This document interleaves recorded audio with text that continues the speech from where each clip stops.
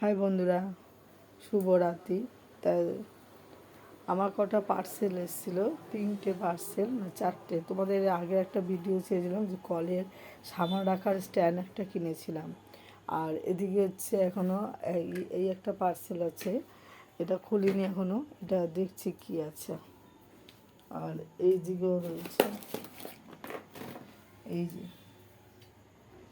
একটা দুটো পার্সেল হয়েছে। আর এইটা হচ্ছে তোমার হাতা খুন্তি রাখার জন্য স্ট্যান্ড।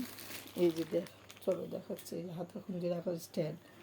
এগুলো কিছুই লাগাতে পারিনি, আর ওই পার্সেলও খোলা হয়নি, যেহেতু আমার জায়গা খুবই কম রান্নাঘরে। তোমাদের আগের ভিডিওতেও দেখেছি খুবই কম জায়গা নেই। এখন কোথায় কী রাখবো সেটাই চিন্তা করছি। সবই রান্নাঘরেরই জিনিস নিয়ে এসেছি। তা চলো এই পার্সেলটা খুলে দেখছি নেক্সট ভিডিওতে।